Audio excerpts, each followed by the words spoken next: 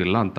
So ಇವರಿಗೆ ಒಂದು ಪರ್ಯಾಯ ವ್ಯವಸ್ಥೆ ಮಾಡ್ತಾರೆ ಅನ್ನುವಂತ ಏನಾದ್ರು ಭರವಸೆ ಕೊಟ್ಟಿದ್ದಾರೋ ಆ ಬಗ್ಗೆ ಏನಾದ್ರು ಮಾತಾಡಿದಾರ? ಆ ಬಗ್ಗೆ ಮಾತೇ ಇಲ್ಲ.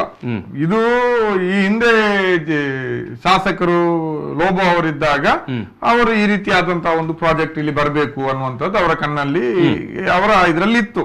ಆದ್ರೆ ಯಾವ ತರಬೇಕು ಅನ್ನುವಂತಹದ್ದಲ್ಲ. ನಾನಂತರ ಕೇಂದ್ರ ಸರ್ಕಾರ ಕೋಸ್ಟಲ್ ಬರ್ತ್ ಸಾಗರ್ಮಾಲಾದವರು ರೂಪಿಸಿದ್ದಾರೆ.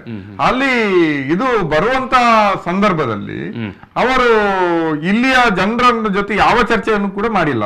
ಈ ಹಿಂದಿನ ಜಿಲ್ಲಾಧಿಕಾರಿ ಇದ್ರು ಏನು ಸಿಂಧು ರೂಪೇಶ್ ಅವರ ಕಾಲದಲ್ಲಿ ಯಾವುದಾದ್ರೂ ಒಂದು ಪ್ರಾಜೆಕ್ಟ್ ಬರುವಾಗ ಒಂದು ಪರಿಸರ ಮತ್ತು ಮಾಲಿನ್ಯ ನಿಯಂತ್ರಣ ಇಲಾಖೆ ಒಂದು ಪಬ್ಲಿಕ್ ಹಿಯರಿಂಗ್ ನಡೆಸ್ತದೆ ಜಿಲ್ಲಾಡಳಿತದ ಇದರಲ್ಲಿ.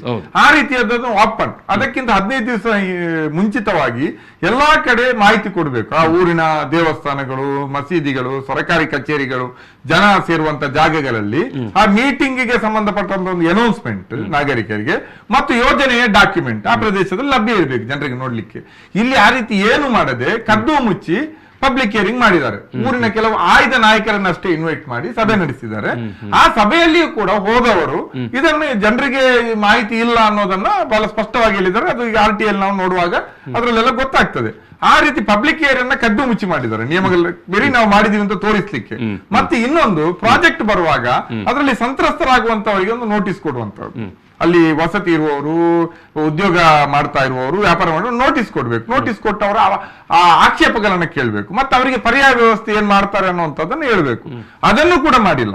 ಏಕಾಏಕಿ ಈಗಿನ ಶಾಸಕರಾದಂತಹ ವೇದವ್ಯಾಸ ಕಾಮತ್ರವರು ದಿಢೀರಾಗಿ ಭೂಮಿ ಪೂಜೆ ಘೋಷಣೆ ಮಾಡಿ ನೀವು ಇದಕ್ಕೆ ಅಡ್ಡಿಪಡಿಸುವಂಗಿಲ್ಲ, ಇದು ಕೇಂದ್ರ ಸರ್ಕಾರದ ರಾಜ್ಯ ಸರ್ಕಾರದ ಜಂಟಿ ಯೋಜನೆ, ನೀವು ಬೆಂಗರೆಯಲ್ಲಿರುವಂತಹ ಎಲ್ಲಾ ನಾಗರಿಕರು ಕೂಡ ಅಕ್ರಮವಾಸಿಗಳು, ನಿಮ್ಗೆ ಯಾವುದೇ ರೀತಿಯಾದಂತಹ ಭೂಮಿಯ ಹಕ್ಕು ಒಡೆತನ ಇಲ್ಲ, ಅಂದ್ರೆ 100 ವರ್ಷಗಳಿಂದ ಅಲ್ಲಿರುವವರು ಇಲ್ಲ, ಅದರಿಂದಾಗಿ ನೀವು ಸಹಕಾರ ಮಾಡಬೇಕು ಅಂತ ಒಂದೇ ಮಾತಿನಲ್ಲಿ ಈ ಯೋಜನೆಗೆ ಭೂಮಿ ಪೂಜೆಯನ್ನ ಮಾಡಿದ್ದಾರೆ. ಇದನ್ನ ನಾವು ಯಾವ ರೀತಿ ಒಪ್ಲಿಕ್ಕೆ ಸಾಧ್ಯ? ಅಂದ್ರೆ ಇಲ್ಲಿ ನೀವು ಹೇಳುವಂತದ್ದು ಸ್ಥಳೀಯ ಏನು ಆ ವ್ಯಾಪ್ತಿಯಲ್ಲಿ ಏನು ಯೋಜನೆ ಬರುತ್ತೆ ಅಲ್ಲಿಯ ಸುತ್ತಮುತ್ತಲ ನಾಗರಿಕರಿಗೆ ನೋಟಿಸ್ ಕೊಟ್ಟಿಲ್ಲ. ಒಂದು ವೇಳೆ ಈಗ ಭೂಮಿ ಅಕ್ವೈರ್ ಆಗುವಂತ ಒಂದು ಪ್ರದೇಶಗಳೇನೀಗ ಅವರು ನೋಟಿಫೈ ಮಾಡಿರ್ತಾರೆ, ಆ ವ್ಯಾಪ್ತಿಯಲ್ಲಿರುವಂತವರಿಗೆ ಕೂಡ ನೋಟಿಸ್ ಕೊಟ್ಟಿಲ್ಲ. ಯಾರಿಗೂ ಕೊಟ್ಟಿಲ್ಲ. ಇಲ್ಲಿ MLA ಅವರು ಬಂದು ಹೇಳೋದು ಇದು ಸರ್ಕಾರದ ಯೋಜನೆ, ಕೇಂದ್ರ ಎಲ್ಲಾ ಯೋಜನೆಗಳು ಸರ್ಕಾರದಪ್ಪ. ಈಗ ಸರ್ಕಾರಕ್ಕೆ ಒಂದು ಅಕೌಂಟಬಿಲಿಟಿ, ಉತ್ತರದಾಯಿತ್ವ ಅನ್ನೋದು ಇರುತ್ತೆ ಅಲ್ವಾ. ಆ ಯೋಜನೆಯನ್ನು ಜಾರಿ ಮಾಡುವ ಸಂದರ್ಭದಲ್ಲಿ ಅದರಿಂದ ಸಂತ್ರಸ್ತರಾದವರಿಗೆ ಏನಾದರೂ ವ್ಯವಸ್ಥೆ ಮಾಡುವಂಥದ್ದು. ಹಕ್ಕುಪತ್ರ ಇಲ್ಲದಿದ್ದರೆ ಏನಂತೆ, ಅವ್ರ ಮನುಷ್ಯರಲ್ವಾ, ಎಷ್ಟು ವರ್ಷದಿಂದ ಬದುಕನ್ನು ಕಟ್ಟಿಕೊಂಡಿಲ್ವ?